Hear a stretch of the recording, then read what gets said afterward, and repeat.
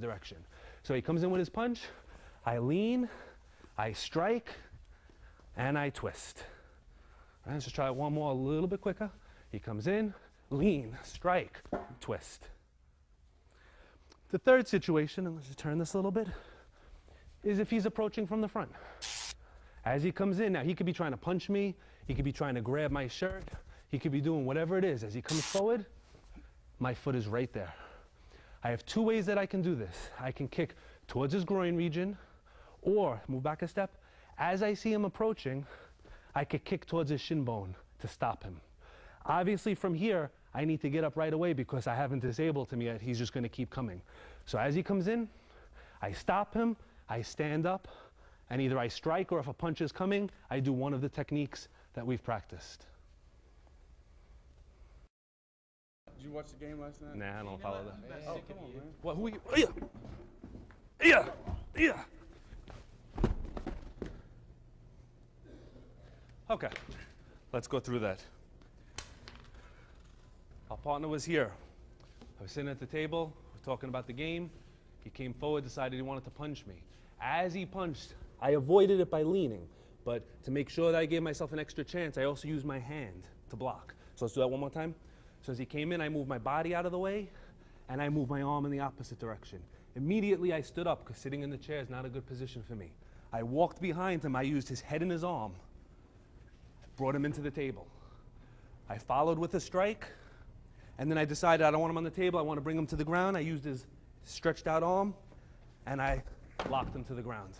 Again, if I needed to, I could have finished with more strikes, probably wouldn't be called for. So let's do that one more time at half speed. Ready? Nice and smooth.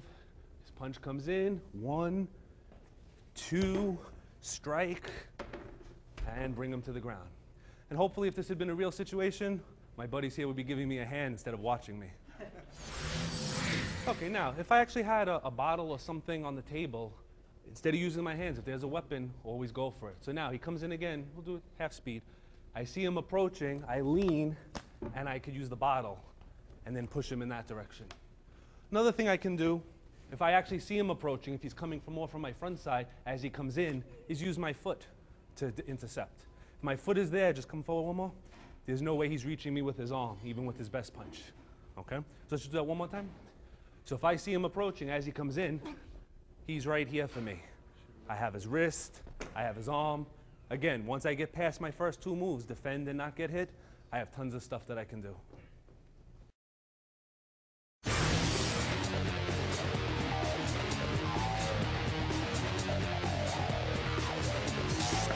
guy. How you doing? Whoa. Yeah. All right, we're going to tackle the problem now of multiple opponents. Multiple opponents, if I had 3 people attack me 4 different times, I'd get different responses. What we're going to cover is principles rather than specific what to do each time somebody does a move. One of the major principles is obviously if you're surrounded is to get out of the circle, and we're going to show a drill for that. Second major principle is to use one person against the other person. So basically, you strike one person and use him as a shield for everybody else. So you want to line them up so you're fighting one person at a time. You cannot stand in the middle of a circle and fight 3, 4 people. You may get 1 or 2 of them and then somebody's going to hit you. So you need to use your footwork to reposition what they're doing. So I'm going to have all of my partners come back out. For this drill, we're going to use body shields, but you can do it just by pushing or walking. What they're going to do is get as close to me as they possibly can, and they're just going to take 2 steps backwards. Now, when I say go, as fast as they can, at the same time, the 3 of them are going to try to crush me in the middle. Obviously, if I stand here, I'm in trouble. If I turn and hit one of them, the other 2 are going to hit me. If I hit this one, they get me. If I manage to get 2 of them, the 3rd one's going to get me. So my only choice is to get out of the circle. So we're going to demonstrate that now. Ready? Go. All right. I'm going to show it from the other angle so you can see what's happening to them. Ready? Go. All right. Now, they're running ahead with big body shields. Imagine if punches and kicks were flying. At least one of these guys would have dropped from hitting each other. Now, as I'm stepping, of course, I'm not just going to run out of the circle. Whichever direction I step in, one person is getting hit. So immediately I'm taking control of one person. Everybody's crashing into each other. There's a good chance that I'd be left with only one person. Even if I wasn't, let's come forward together one more time. Go. From this position, one of them is going to break off to try to get me. That's the person that I strike and uses a shield against the rest of them. So while they may have all moved together initially, they can't all move apart at the same time. Another way to practice this drill is we're going to use some blockers, some padded sticks. So let's grab those guys. This will illustrate a little bit more of what happens when 3 people try to go against one person and I move out of the center. They're basically going to step forward and swing the stick down on top of my head. Do it very slowly because I'm not going to move. Go. Slow. Okay. Obviously that wasn't good. So now they're going to move forward nice and fast. Go. And I'm going to step out and they all just hit each other basically. The reason this works, and it works every time you try it, is he wants to hit me, he's trying to get me, and he's trying to get me. They're not thinking about each other. They can't think as a unit. I only have to worry about protecting myself. Okay, so we're going to try that one more time. Now, of course, if you notice when they had the targets, they ran in real fast. When they saw the sticks, everybody slowed down because they didn't want to hit each other. But we're going to try it again. Ready, go, step. All right, freeze for a second. Hold it, hold it. Okay. These 3 guys just smashed into each other with nice big sticks. I didn't do a thing yet. All right, let's go back. Now, in a real situation, it's possible that they're all going to attack at the same time, but it's unlikely. There's usually one person that really wants to fight, a person that'll fight if he has to, and one person that doesn't want to fight at all, but he's just there. Basically, whoever moves first, let's say he moves first, go. He's the person that I direct into the rest of them. So this is how I know which way to step. If I'm lucky, they come together and I step any way I want. But basically, I need to be aware of what's happening. If I see him move first, same thing. I step out, I push him into the rest of them. I have less people to deal with this way. What we're going to do now is show you how to use a person's elbow to control the direction that they turn. Let's say Jared grabs me. We'll make it simple for now. By controlling his elbow, if I control this elbow, I can put him in this direction. If I take the other elbow, I can put him in that direction. So now, depending on what side my second attacker is, he happens to be on my right side. So I'm going to use his right elbow. He comes in to punch slowly because I don't want to actually hit you. And we basically have this happening. Now, to follow through with the technique, he goes down and he gets finished off. Let's say, for whatever reason, come back. Let's say he only grabbed me with one hand, and now I can't use that elbow. Instead of using the elbow this way, I'm going to lock it in this direction. So again, I'm still using the elbow against him. So now, when he grabs and he comes in with his punch, we have a similar situation, and I follow up with the second person. Another piece of the body that becomes very important is the head. He's grabbing. Let's say I strike him to loosen him up. By grabbing his neck and his arm, I can actually roll him. By rolling him, that throws him into the second person's legs, which will make the 2 of them fall down. This is something that we can't demonstrate because if we did it fast, there's a good chance of breaking his leg. So we're just going to do it slow again so you can see it. Throw a hook punch. Let's say he threw his punch. I'm here. Next person comes in. We're going to go very slow right into there. And he basically takes the second person out for me. Hey, guy. How you doing? Whoa, whoa. Yeah. Okay. Let's go through what we just did there. This gentleman over here called me out. I turned. I saw he had a pool cue in his hand, a pool ball.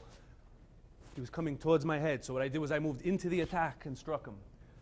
I see his other friend coming this way, so I know I need to get out of this line of attack. So I spun and brought them together. Now, luckily, they went together into the wall, and I was in a good position. If I did this move and I missed, and I totally went past him, this is where my foot would come in for the next person. The reason for using my leg is both hands were on my first attacker. My free side is my foot. Whether he would be here, whether he would be here, whether he would be there, it wouldn't matter. So I could actually protect myself in a full 360-degree circle. So let's go through that one more time. All right, we'll go at half speed. He comes in. I move into the attack. I see the next person. I slam the 2 of them together. From here would be a good opportunity to continue striking. Or if there was security around, somebody else would come in and take care of the situation. Okay, we're going to do a little variation. This time we're going to be using a weapon. We're going to use a pool cue. One thing to always keep in mind, if he's coming with the pool cue, if I move away, I'm going to get hit every time. It's 100%. The only chance that I have is that when he comes down, to move in and to the side. So your safest bet is forward motion on a slight angle. So let's go through this, half speed. All right, he comes down, I move out of the way, I strike him, the next person comes in, freeze. We use the same move we did before, the head and the arm, and we direct him in. If he takes him down, great. If not, he's right in position to be struck. All right, one more time. Okay, he comes down, I move in, hit him, throw him into this person. On this one, he actually went down. So I could just follow up, or I could just step back and watch the crash. All right, we're going to complicate things a little bit more. We're going to go through the same routine we just followed, except we're going to bring in a third attacker afterwards. Keep in mind that these are just routines, meaning they're practice drills. In reality, anything can happen. If you constantly train on different scenarios, different situations, you'll start to develop a feel for what to do, a feel for what's natural, where your enemy is, what to do next. So let's go through it nice and slow. Our partner's going to come down, just like before. Everything's going perfect. I slam him. Now from here, the next guy grabs. I need to get out of this headlock. I grab his nose. I peel it. I bring him down, and I strike. For some reason, if anybody was approaching from this position, if he didn't fall, I have my leg here, and I have my arm here. All right, one more time. Okay, same idea. He comes down with his stick. I move in. I strike. I throw him into the next guy. As I'm here, I feel the headlock coming on. I grab the arm so I don't get choked too bad. I reach around. I grab the nose. I bring him down, and I strike or stomp. I'd like to thank everybody for joining us. I hope you enjoyed the empty hand portion of this tape. In the next series, we're going to be covering weapons attacks, gun, knife, bottle, and so on. So make sure you stick with us. My name is Scott Rogers. I'm available for seminars. I can be reached at New York's Best Karate, 718-336-7366. I wanted to thank all my partners who helped out, and I will see you on the next installment of the series.